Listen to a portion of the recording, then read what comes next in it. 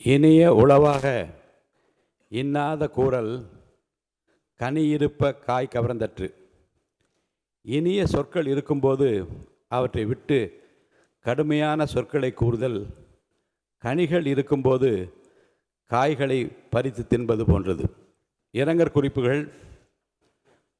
தமிழ்நாடு சட்டமன்ற பேரவை முன்னாள் உறுப்பினர்களான திரு சி ராமசாமி அவர்கள் 18/11/2025 அன்றும், தா வீராசாமி அவர்கள் 25/2/2026 அன்றும், திரு சி சுவாமிநாதன் அவர்கள் 8/3/2026 அன்றும், திரு ஆ.க. ஆறுமுகம் அவர்கள் 19/4/2026 அன்றும், திரு பே. கண்ணன் அவர்கள் 27/4/2026 அன்றும் மற்றும் திரு அ. நாஞ்சில் முருகேசன் அவர்கள் 13/5/2026 அன்றும் மறைவுற்ற செய்தியினை இப்பேரவைக்கு வருத்தத்துடன் தெரிவித்துக் கொள்கிறேன்.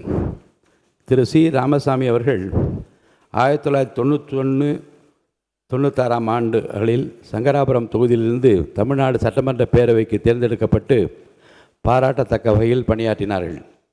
திரு தா வீராசாமி அவர்கள் 1980 முதல் 84 வரை மற்றும் 85-88 ஆகிய ஆண்டுகளில் ஒரத்தநாடு தொகுதியிலிருந்து தமிழ்நாடு சட்டமன்ற பேரவைக்கு தேர்ந்தெடுக்கப்பட்டு சிறந்த முறையில் பணியாற்றினார்கள். மேலும் 1985-86 ஆண்டுகளில் அமைச்சராகவும் திறம்பட பணியாற்றியுள்ளார்கள். திரு சி சுவாமிநாதன் அவர்கள் 1991-96 ஆண்டுகளில் புதுக்கோட்டை தொகுதியிலிருந்து தமிழ்நாடு சட்டமன்ற பேரவைக்கு தேர்ந்தெடுக்கப்பட்டு சீரிய முறையில் பணியாற்றினார்கள்.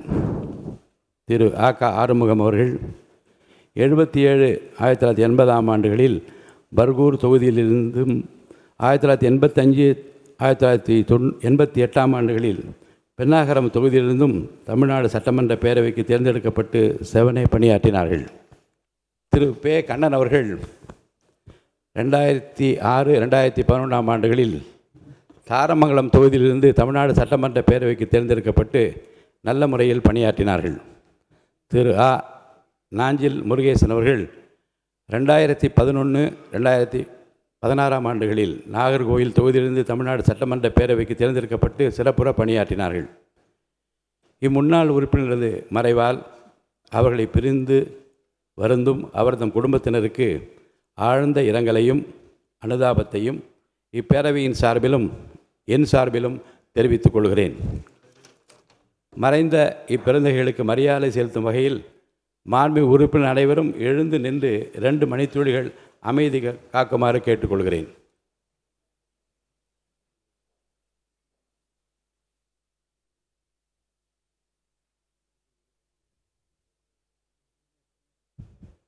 இரங்கல் தீர்மானங்கள். தோழர் திரு நல்லக்கண்ணு இந்திய கம்யூனிஸ்ட் கட்சியின் முதுபெரும் தலைவர் அவர்கள் மறைவு குறித்து சுதந்திர போராட்ட வீரரும் இந்திய கம்யூனிஸ்ட் கட்சியின் முதுபெரும் தலைவருமான தோழர் திரு நல்லக்கண்ணு ஐயா அவர்கள் 25/2/2026 அன்று மறைவுற்ற செய்தி அறிந்து இப்பேரவை அதிர்ச்சியும் ஆற்றொணா துயரமும் கொள்கிறது. தோழர் திரு நல்லக்கண்ணு ஐயா அவர்கள் இளம் வயதிலேயே சுதந்திர போராட்டத்தில் ஈடுபட்டு சிறைவாசம் மேற்கொண்டவர். தமிழகத்தின் காந்தி என எல்லோராலும் போற்றப்படும் ஐயா நல்லக்கண் அவர்கள் எளிமையிலும் நேர்மையிலும் மாண்புமிகு முன்னாள் அமைச்சர் கட்கன் அவர்களைப் போல எளிமையோடு வாழ்ந்தார் என்று மக்களால் போற்றப்படுபவர். விவசாய பெருமக்கள், தொழிலாளர் மற்றும் விளிம்பு நிலை மக்களின் அனைத்து தரப்பு மக்களின் நலனுக்காக தமது வாழ்நாளை அர்ப்பணித்தவர். தமிழ்நாடு அரசால் வழங்கப்பெறும் உயரிய விருதான தகைசால் தமிழர் விருது பெற்ற பெருமைக்குரியவர். தமிழர் நலனிலும் தேசிய நலனிலும் தன் வாழ்நாள் முழுவதும் தன்னை அர்ப்பணித்து கொண்டு வாழ்ந்த பெருந்தகை அவர்கள். அன்னாரது மறைவால் அவரை இழந்து வாடும் அவர்தம் குடும்பத்தினருக்கும் இந்திய கம்யூனிஸ்ட் கட்சியை சார்ந்த அனைவருக்கும் இப்பேரவை தனது ஆழ்ந்த இரங்கலையும் அனுதாபத்தினையும் தெரிவித்துக் கொள்கிறது. திரு சி. கு. ராமசாமி சட்டமன்ற பேரவை முன்னாள் செயலாளர்கள் மறைவு குறித்து தமிழ்நாடு சட்டமன்ற பேரவை முன்னாள் செயலாளர் திரு சி. கு. ராமசாமி அவர்கள் 29/4/2026 அன்று மறைவுற்ற செய்தி அறிந்து இப்பேரவை அதிர்ச்சியும் ஆற்றோனா துயரமும் கொள்கிறது. தமிழ்நாடு சட்டமன்ற பேரவையின் செயலாளராக 85ஆம் ஆண்டு முதல் 90ஆம் ஆண்டு வரை சிறப்புற பணியாற்றிய திரு சி.கு. ராமசாமி அவர்கள் 1வது சட்டமன்றம் முதல் 9வது சட்டமன்றம் வரை பணியாற்றிய சிறப்புக்குரியவர். அவரது சேவையை பாராட்டி இப்பேரவை தீர்மானம் நிறைவேற்றியுள்ளது. அது நினைவு கூறத்தக்கது. சட்டமன்ற பேரவை, மேலவை ஆகிய இரு அவைகளிலும் 35 ஆண்டுகள் திறம்பட பணியாற்றியவர். சட்டமன்ற விதிகளையும் சட்டமன்ற பாராளுமன்ற மரபுகளையும் நன்கு அறிந்தவர். அன்னாரது மறைவால் அவரை இழந்து வாடும் அவரது குடும்பத்தினர் உள்ளிட்ட அனைவருக்கும் இப்பேரவை தனது ஆழ்ந்த இரங்கலையும் அனுதாபத்தினையும் தெரிவித்துக் கொள்கிறது.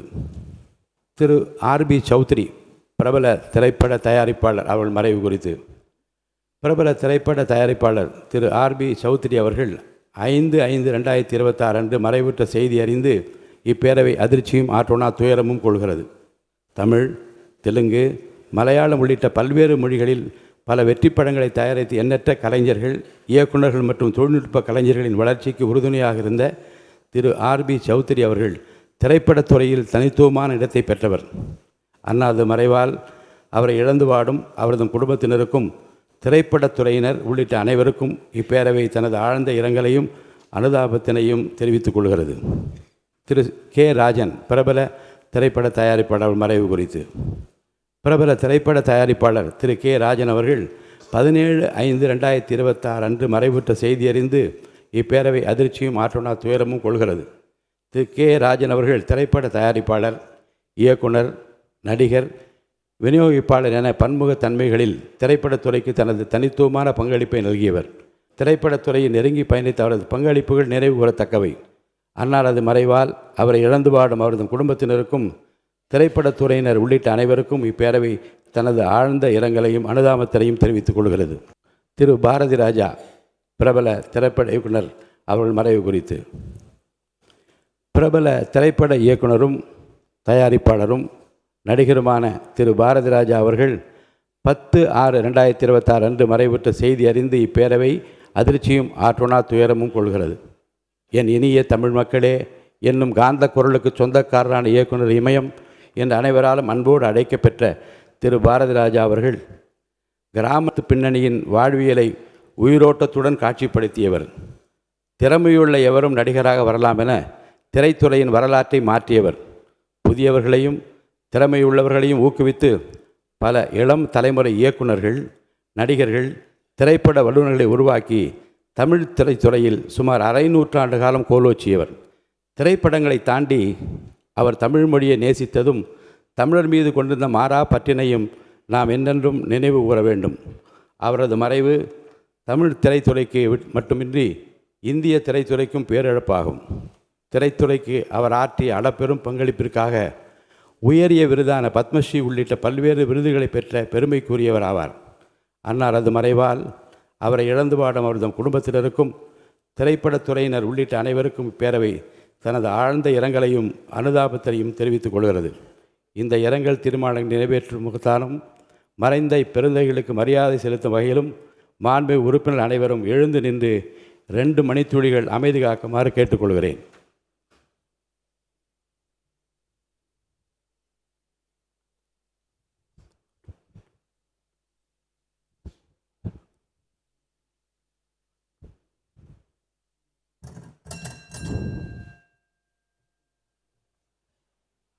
அரசினர் தனி தீர்மானம். மாண்புமிகு முதலமைச்சர் அவர்கள். மாண்புமிகு பேரவைத் தலைவர் அவர்களே, அரசியலே மக்களுக்கானது தான். அதே மாதிரி அரசியல் கட்சினாலே அது மக்களுக்காகத்தான். அது எல்லா அரசியல் கட்சிகளுக்கும் பொருந்தும். கொள்கையில் நிலைப்பாட்டில் வேணும்னா வேறுபாடு இருக்கலாம். ஆனால் மக்களுக்கான பிரச்சனைனா எல்லா அரசியல் கட்சிகளுமே மக்கள் பக்கம்தான் நிற்கும். நாங்களும் அப்படித்தான். மனசாட்சி உள்ள மக்களாட்சியாகவே இருக்கவே எங்கள் ஒரே விருப்பம். நமது விவசாயிகளுக்காகவும் நமது மக்களுக்காகவும் நின்றே ஆக வேண்டியது நம் கடமை, நம் உரிமை. எல்லாத்தையும் தாண்டி அதுதான் நம்ம உயிரான உணர்வு. நீராதாரம்தான் நம்மோட மிக முக்கியமான அடிப்படையான வாழ்வாதாரத்தில் ஒன்று. நதி நீர் உரிமையும் நம்முடைய மிக முக்கிய உரிமைகளில் ஒன்று. அதை பாதுகாத்தே ஆக வேண்டிய பொறுப்பு நம் அனைவருக்கும் உள்ளது. அந்த உணர்வோட அடிப்படையில் ஒரு தீர்மானத்தை நமது மாமன்ற உறுப்பினர்கள் அனைவரின் ஒப்புதலுக்காகவும் கொண்டு வர இருக்கிறோம். கட்சி வேறுபாடுகளை ஒதுக்கி வைத்துவிட்டு யாரும் யாரையும் குறை சொல்லாமல் ஒட்டுமொத்த தமிழ்நாட்டிற்காக நாம் அனைவரும் ஓரணியில் நிற்பவர்கள் என்பதை நிரூபிக்க வேண்டுமாறு அனைத்து சட்டமன்ற கட்சிகளின் அனைத்து உறுப்பினர்களையும் கேட்டுக்கொள்கிறோம். நம்முடைய சொந்தங்களான விவசாயிகளுக்காகவும் தமிழக மக்களுக்காகவும் கொண்டு வரப்படும் இத்தீர்மானத்திற்கு உங்கள் அனைவரின் ஆதரவையும் வேண்டுகிறோம். ஒருமித்த கருத்தோடு இதை நீங்கள் அனைவரும் நிறைவேற்றி தர வேண்டும் என அன்போடு கேட்டுக்கொண்டு இந்த தீர்மானத்தை படிக்கிறேன். காவிரி நடுவர் மன்றம் 5/2/2007 அன்று அளித்த இறுதி தீர்ப்பையும் மாண்புமிகு உச்சநீதிமன்றம் 16/2/2018 அன்று அளித்த தீர்ப்பையும் மதிக்காமலும் சம்பந்தப்பட்ட படுகை மாநிலங்களின் இசைவை பெறாமலும் ஒன்றிய அரசின் எந்தவித அனுமதியை பெறாமலும் கர்நாடக அரசு தனிச்சையாக காவிரி நதியின் குறுக்கே மேகதாதுவில் அணை கட்ட முயற்சி மேற்கொள்வதை எந்த வகையிலும் ஏற்றுக்கொள்ள முடியாது என்பதால் கர்நாடக அரசின் இச்செயலுக்கு தனது கடும் எதிர்ப்பை இப்பேரவை தெரிவித்துக் கொள்கிறது.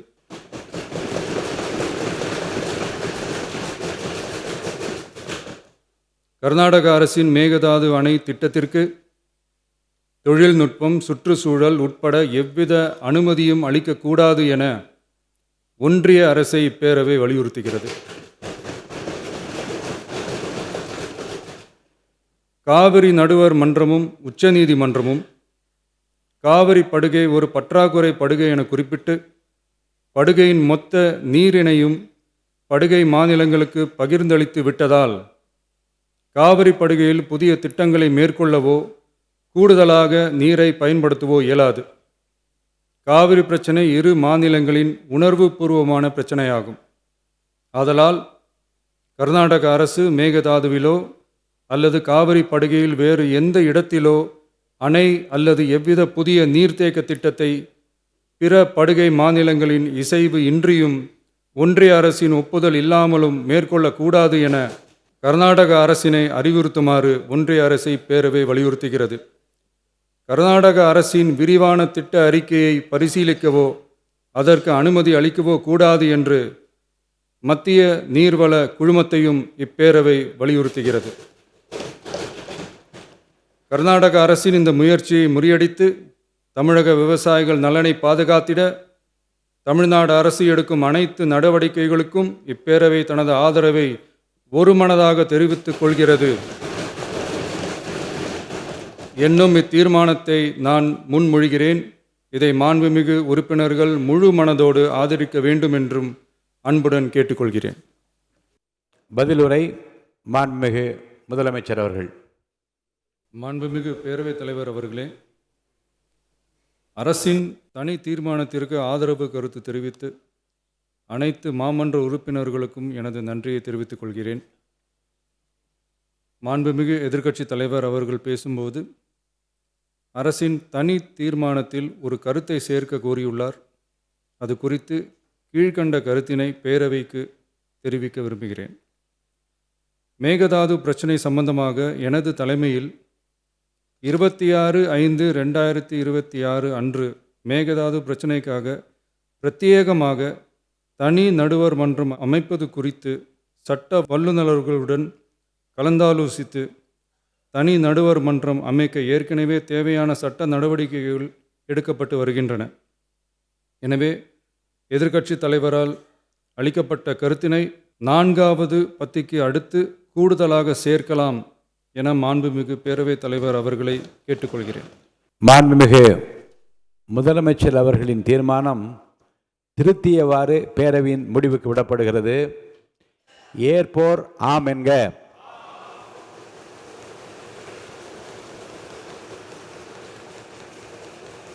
மறுப்போர் இல்லை என்க. மறுப்போரே இல்லை என்று கருதுகிறேன். மறுப்போரே இல்லை. தீர்மானம் ஒரு மனதாக நிறைவேறியது.